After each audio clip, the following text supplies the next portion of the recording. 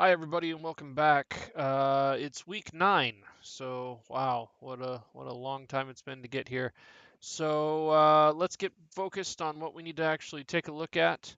How was your field experience? Hopefully it went very well. Remember, those are some of the people that you'll be looking to for hopefully some recommendation letters, some things to possibly maybe even get into that school system. So hopefully it was a positive and uplifting experience. What did you take away from it, the good and the bad? What did you learn from the people that you were doing your experience with? How would you say that experience has taught you what you want to be as a teacher and how it has worked?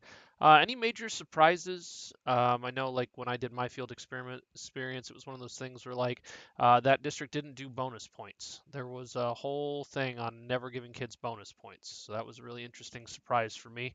Um, if you had to give, a rating on how you grew, I mean, did you get enough out of it? And then what would you have changed to probably get with? And then some of the challenging situations you dealt with and how did you handle it? Again, this is one of those things where this is the onboarding training you get before you actually get to become a teacher full time. So definitely something to look at there. So week 9, NCSS portfolio is due in task stream, chapter 9 and 10 notes. We're going to talk about that. Techniques, methods, and electives. Your next class is going to be your final exam online with your unit plan due and watermark. And so again, make sure the unit plan should be an all-in-one PDF. We will not take Google Docs. We will not take links. It all has to be combined into one PDF. If you need to take a look, please go see either UFIT or take a look at a Google search on how to combine all of that into one PDF.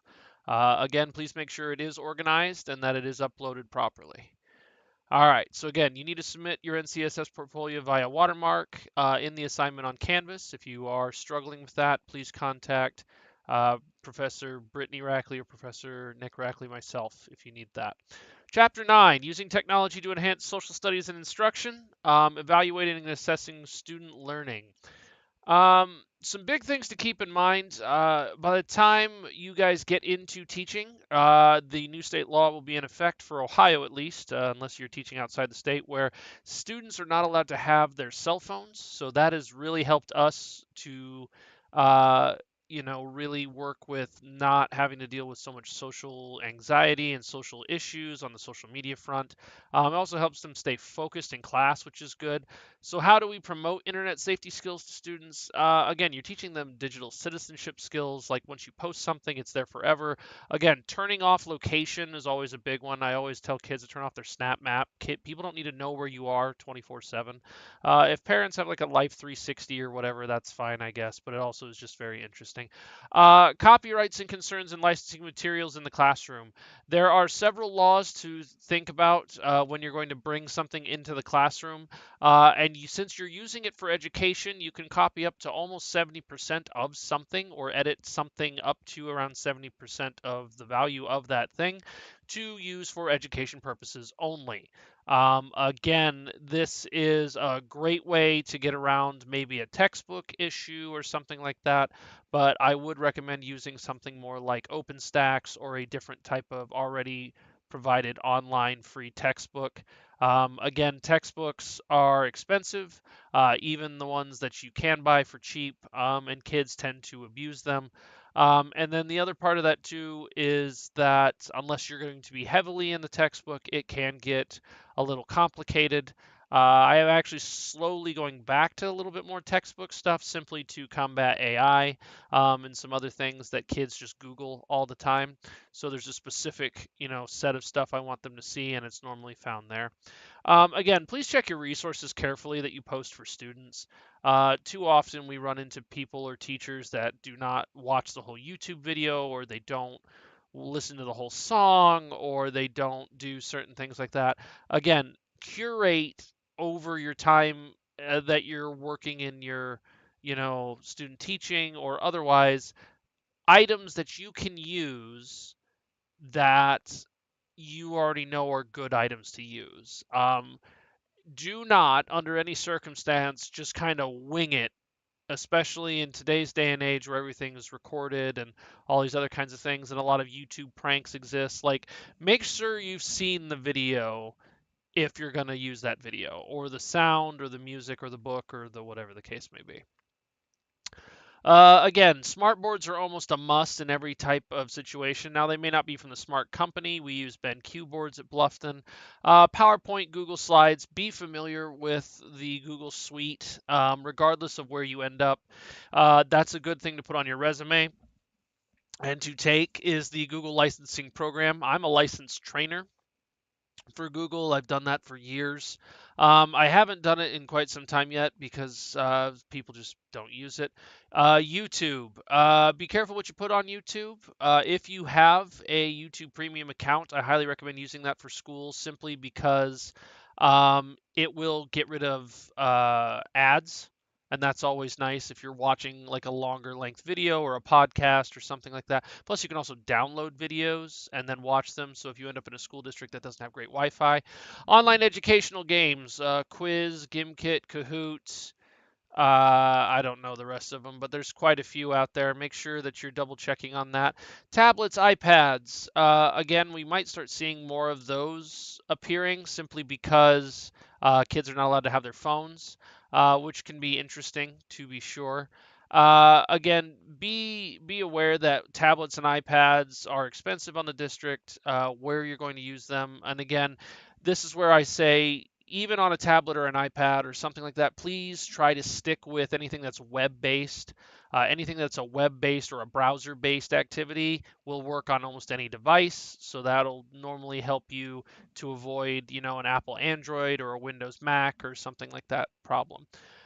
Computer websites, web-based resources. Again, one of the things you need to teach your kids how to use is to access the resources they're given. So Info Ohio is our educational online database. It has EBSCOhost and JSTOR and all of these academic, and they're free, by the way, academic journals that you can go in and search and curate. Again, some of you that have done other history classes, maybe you've used JSTOR before for your academics, maybe not. It's all completely up to you to depend on how you want to do that. Movie clips. Again, if you're going to have movie clips, make sure that they are well used. Again, I have several movies that I have edited for verbiage and for action and for just, we didn't need all of the blood, gore, or all that kind of stuff. So that's a big thing that was just very nice. You don't see CD-ROM software anymore. Most things don't have CD-ROMs. But again, if there is something that you found on a CD-ROM, again, make sure that your tech department knows about it, that you can do that. Simulation software. There's tons of simulation software. I use like Roll20, which is a big D&D site to do like an Oregon Trail game. I have one called JDIP that I used to play a World War I game called Diplomacy. That's really good. When I did personal finance, there's numerous simulation things for the stock exchange and debt calculators and payoffs and all that kind of stuff. So that can help. Cable programming, we don't really have that a lot around here, but again, PBS used to offer a lot of really great opportunities for kids, especially locally, to learn from local history and stuff like that. Teacher and student made video materials. Again, if you're going to use any kind of video material, highly recommend using it on a YouTube platform that can be viewed on multiple devices. That you can just put a link on, whether it's Schoology or in an email or something like that. Again, please make sure that you do screen them so that you know what's going to be in them. Otherwise, that's just going to be very problematic. Again, also check what your resources and your the policies are for your district when it comes to media for students and like what you can use for those students in the media.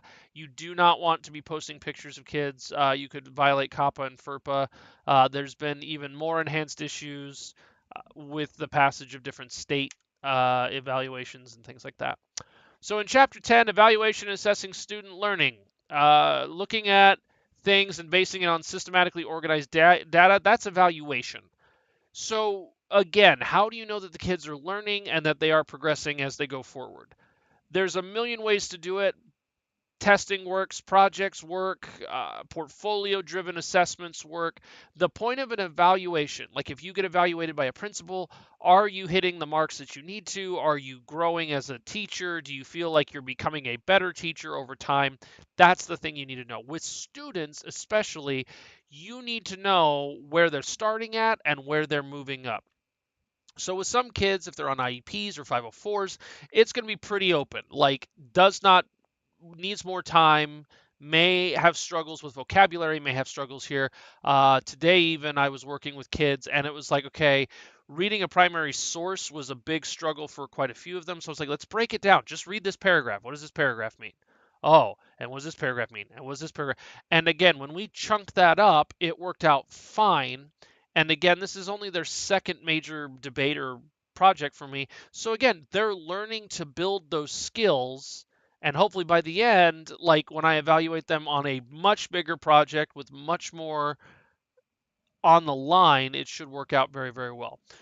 Grades are a very good shorthand of communicating the results of evaluation. Again, when we talk about grades, be very careful with this. Again, note what you should be giving kids. Note where kids actually fall. You don't want to make it too easy because, again, remember, depending on where you fall on the education spectrum, if you're ninth grade, seventh grade, eighth grade, all these things, when they come after you, you need to be building them to hit more resiliency milestones. They should be challenged and organized. You shouldn't just be the fun teacher. You need to be building them up for the next teacher. Too often we've run into, at least in my district or in other districts that I have seen, there's always some things where like, oh, well, we didn't learn that or we didn't get taught that. And it's like, that's a state standard. That should have been taught. Now, they could be off in left field in la la land, and that happens. But then there are some cases where teachers sometimes are a little absent minded or blatantly don't teach it. I don't know how that works, but that's a big thing. And again, especially if they're not in a tested subject, there's not really a big emphasis to hold them accountable for teaching certain things. When it comes to American history, I am a tested subject. So I have to sit there and say, okay, you need to know these things. And again, I will be evaluated by the state, and you will be evaluated by doing those things. So you need to make sure that you're up and doing those things.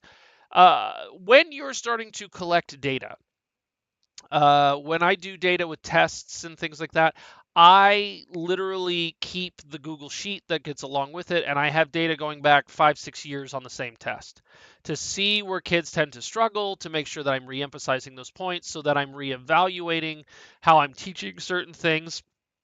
If they add different standards, I'm putting that in. That's a big thing as well.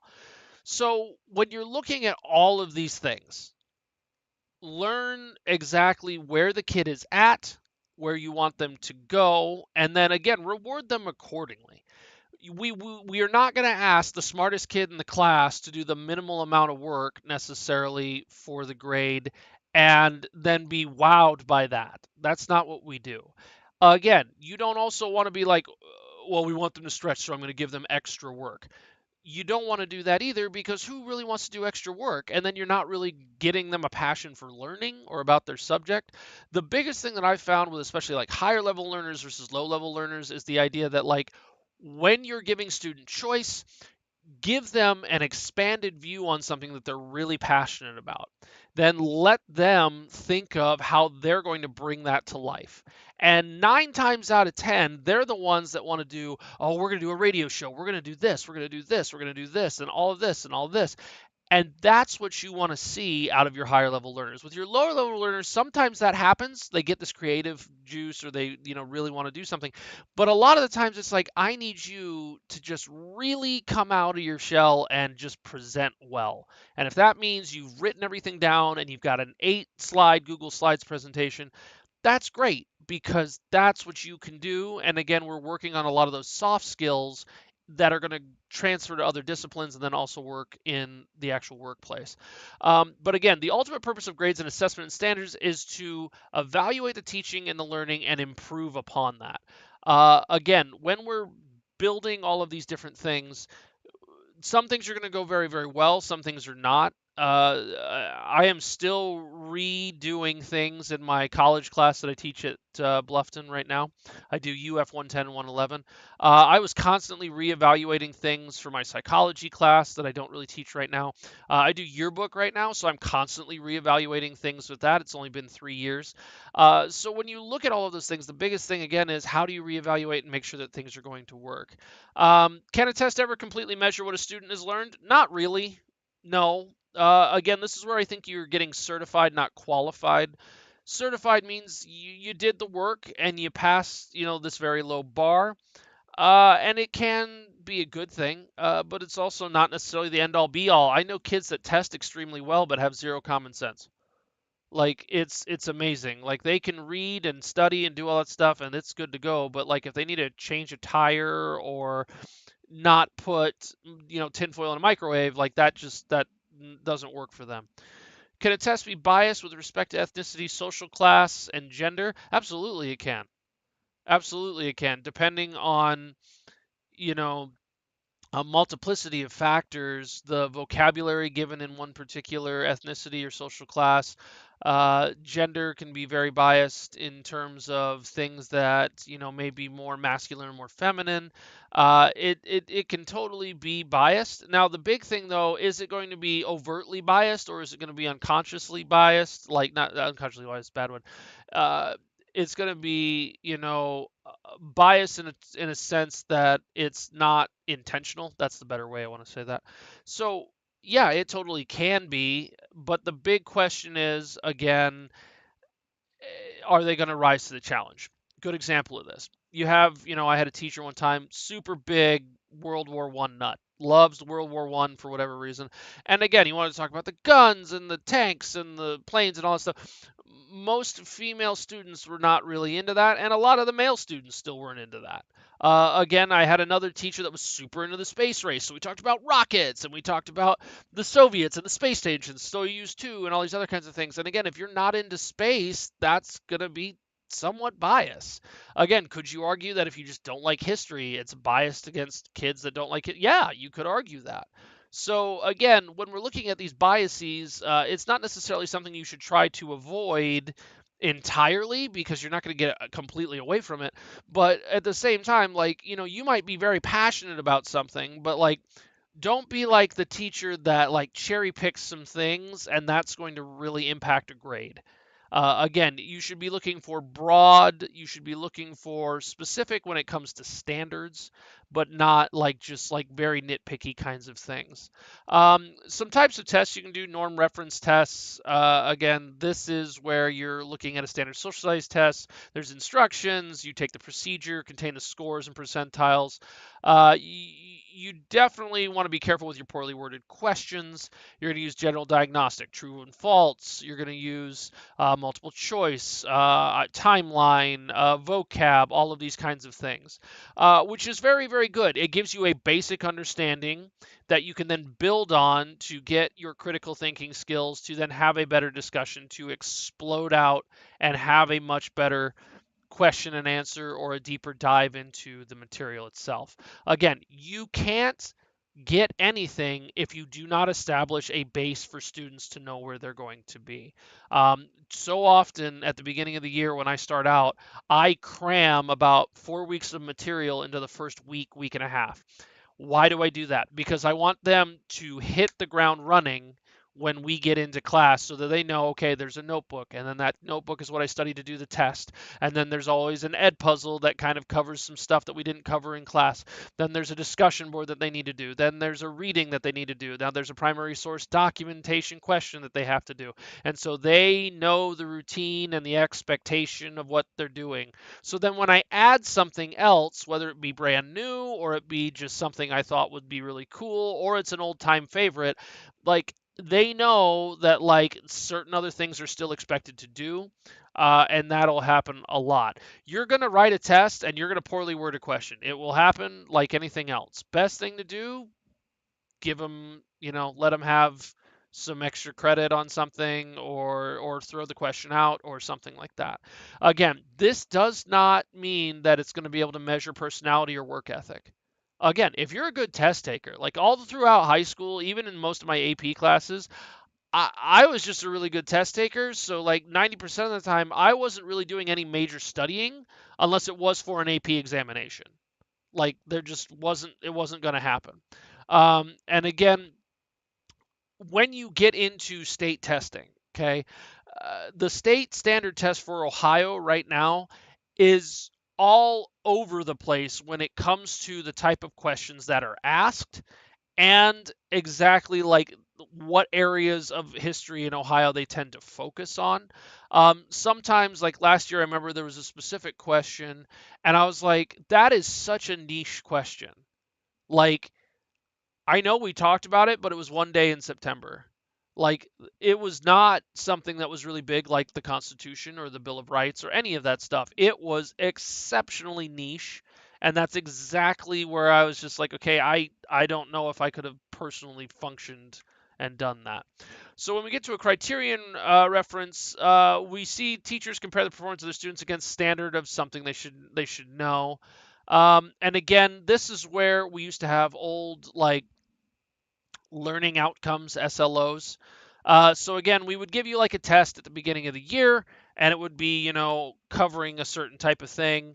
There was even a huge push for this, like way back, even as far as like 3 or 4 years ago. You start a unit on, I don't know, the progressive era, and you would give them a quick little test to see what they knew about the progressive era, and then at the end, you'd ask the same questions to see and measure that against themselves and see what kind of growth actually happened, which makes really good sense, you know, if you're trying to do something that is, you're trying to measure their themselves against themselves, which sounds really, really good in theory. And again, psychologically, you should absolutely do. The only thing you should compare yourself to, again, is who you were yesterday and if you're improving, right?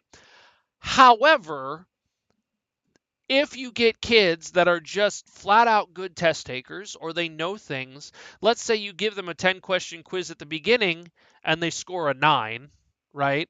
Well, then on the end there, what if they just have a really bad day and they forget the answer to a question, they score in a 7 or an 8, right?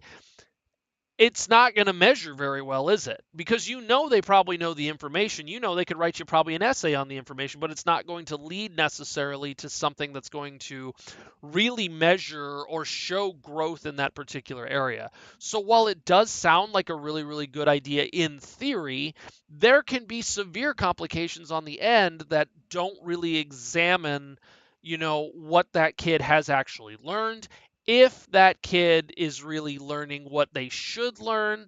And again, it just goes to prove that no testing is perfect. I do like it. I think again it lets kids see the growth that they have, but it tends to not necessarily work all the way. National standards, there's the NCSS standards that we talk about. There are national tests, AP tests are that. Again, there's a lot of different things that those things can happen with. It establishes common goals for all sorts of schools. But the problem then becomes, in a minority area maybe or something that, may not be 100% or if they don't even offer it. So like I know of a school right now that offers no CCP and no AP. So that's tough. That's a tough thing to measure as a standard. Um, the other thing again too is it says there it tears the fiber of the local school curricular autonomy. Again, I agree with that. Again, your schools, your local districts and boards should be determining how your schools are learning and what they're doing and all those kinds of things because they know the community they want to build, right? And so whilst that can be a good thing for AP or CCP or any kind of national test, it cannot necessarily be good for everyone, and not everyone's going to be able to thrive in that particular moment. Again, this is why people have been arguing for years to get rid of the ACT, SAT entrance exams, and a lot of people are waiving those. A lot of colleges are. However, again, it is still a good bar to measure students at. Again, it measures stress. It's an overarching test around critical thinking skills. I'm not saying it's perfect. As a person who teaches ACT test prep, it's not a perfect system. However, it is a good measurement. Again, like I don't measure my doctor by necessarily how good their demeanor is with me. Like if they're helping me to save, myself from I just developed like sleep apnea, so I finally got, like sleep studies done and all that stuff. And that's great. Their bedside manner is definitely a perk and that definitely helps, but at the same time, if I'm getting the results I need, I would put up with a lot to make sure that I'm healthy, if that makes sense. So when we're looking at like these kinds of things, you know, is it going to be disadvantage to minorities and poor school districts? Yes, it is. I don't know how we solve that, but at the same time, it is kind of a good guideline or guide bar to see if somebody is ready for a major level of higher education.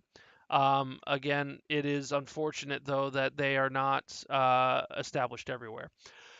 Performance assessment. This is again the idea of performing real tasks. So again, this is where like vocational schools like put the engine together, all that kind of stuff. Mine tend to focus on debates, argument, building evidence, arguing that evidence, and then being able to use good sources, validate sources, etc., which is really, really, really good. Again, this is what we talked about earlier with the pre-test, that diagnostic that's going to make it in the post-test. Again, that's really good. I do recommend that you use digital testing, as you've all probably taken tests here in UF. It's still a pretty good standard for the most part. Not always, but it's still pretty good. Again, to combat AI, though, you may need to go to paper pencil. I would still say Google Forms does create a good test look, good testing software look, which is really good. There are test making softwares out there that'll help you make a test with an answer key. So you can do that. Some learning management softwares have testing features. I know Schoology does, Canvas, etc. Essay tests are awesome, and I love it, except there are some major things that can be problematic here. Number one, you have AI, so that can be problematic now. Number two, they're hard to grade. Um, Again, you know where the student is, hopefully, before you give this. And again, they're a couple pages long. When I have CCP do document-based questions, or I have them do their final papers, they're like 4.5 pages long. And when I have 20 students and I'm taking, 20 minutes per student, I mean, that's 400 minutes. That's several hours worth of work. So again, while this is good, it is one of those things like you need to be careful with it just because, it's really good to get those critical thinking skills out, but at the same time, it's going to be hard to return stuff to kids on that. Again, if you use a broad range of different objects or topics, you need to be good on all of those topics. You need to set some pretty good standards, whether it's MLA format, Chicago, APA, that kind of stuff. Again, meet your students where they're at. If they don't know a format or if they don't know MLA, like talk with your English department about it maybe. But again, it's one of those things where if you're going to do this, most likely you're probably going to have to do it on paper, and or you're going to have to do it under a proctored environment. The other thing to think about too is that you're not, if you're in this class necessarily, you're not doing English. So again, those of you that are not really good at, grammar and syntax, and then even like content and then essay formulation, you got to be careful here because if you're not good at that, how are you going to grade that? Again, you can get good at it. You can go ask your English teacher how they would do it. And again, they can give you a lot of information. I love our English department. They've helped me immensely with my college classes and essays and things like that. But again, it's a lot of work for these kind of critical thinking skills that you could get in a project, a debate, a Socratic seminar, any kind of other way of getting it that isn't necessarily an essay. Objective tests are pretty interesting. Again, the biggest thing with objective tests, whoop, where'd we go? Is that again, you're not really looking at divergent thinking. Again, the idea is you're looking for a specific thing that you want them to learn. So, like, what is a primary source, right? And the idea of like you're going to have them identify primary sources and what the main points of primary sources are. Um, Again, it's going to be more difficult. It's going to be time consuming because you're going to have to pull primary sources, have them look at the primary sources again. And again, the idea is yes, it's either been labeled a primary source or it hasn't. And so that's pretty easy. Again, with those kind of objective tests, you have multiple choice, you have alternate response question completion, matching fill in the blanks, true, false. Again, you're going to have guessing. People can guess on them. Again, they can do process of elimination. You're not really necessarily measuring critical thinking, like I mentioned earlier. You're measuring, recall, which again is good. You need recall to build critical thinking. You can't necessarily build a paper if you don't have an outline very well. I look back at both of my master's theses, and literally my outlines were pages and pages long. And then my papers were like pages and pages long. And again, there's a reason we build that with kids and teach them at a young age how to do that so that they can actually build themselves into what they want to learn about. Rubrics. You need to use rubrics. Again, this is where ChatGPT, Rubistar, there's a bunch of ways to get them. And again, this is where you give it to kids. Anytime I give a project to kids, I'm like, here's a rubric. This is what you're going to get grading on. And I will literally have them sign it, and then I will take it, and then I will do the rubric right there with them, because then that means they saw it, they knew what they were getting graded on. There's no biases, no nothing like that. And again, it's a big part of like making sure that you know and they know and you're all in agreement. How do you know if the rubric is effective in measuring what you want to know? You set it up. Like, what are the criterion you want? I always set mine up with like, is it neat? Is it turned in on time? Does everybody participate? Do you hit, 3 or 4 main points? Like, again, and I build my rubrics pretty much the same on all my projects. And then I add 1 or 2 more things so that they get harder and harder and harder until they finally get to their final project, which, again, they probably would have thought at the beginning of the year, there's no way we can do this. By the end of the year, they know that they can do it.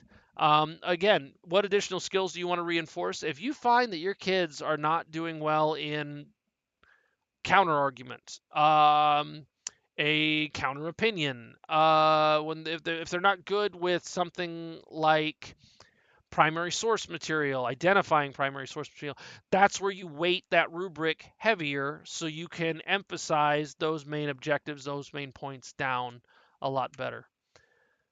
All right. Techniques and methods in teaching electives. So if you're lucky enough to teach electives, there's a lot of different things that you need to take into consideration. So number one, think about it this way. If you could design any elective course, what would it be? How would you do it? Would it be a semester? Would it be a year long?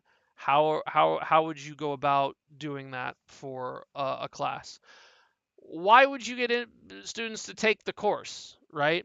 If it's an elective, it means they're taking it not necessarily for any required credit. So what's going to get them in your door? And again, why do they want to take it if they want to, and etc. Again, how are you going to identify kids who should take the class? There's a lot of different thoughts here, and I'm not exactly sure how we should go about that, but there's a lot of different ideas on exactly why there's different ways of getting kids to commit to those. I mean, with a lot of electives, it's like band or choir. Like, I want to be in the choir, I want to be in band. Or like our art teacher at Bluffton is an amazing person, and she does sculpture and photography and digital art and digital photography and painting and pottery and like all these things. So kids just have an enormous catalog of ideas that they can go do that are a lot of fun. If you have any questions, again, please see us so we can help you out with that. Please make sure to check your UF email. You'll be getting a course evaluation. Please fill it out for us so we can get your opinion and feedback. We really want to know how to make it better for future students. It's one of those things that, like, we do read them. We do make sure that when we are reading them that they are correct. And we do make sure that your voice is heard. Next class and what it's due. Please again make sure that you're getting your unit plan into one combined PDF. Okay, we are not taking Google. We are not going to take anything else. So again, this is big warning here.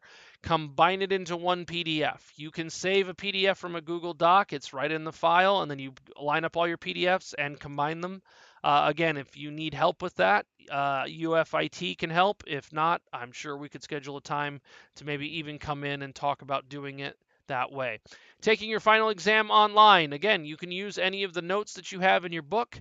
And then again, please note that we're going to discuss any final questions you have on whatever you'd like. Okay. So if you have any questions on that, please let us know. Appreciate all of your hard work on a lot of these great lessons and things that we've seen from you. So thank you very much.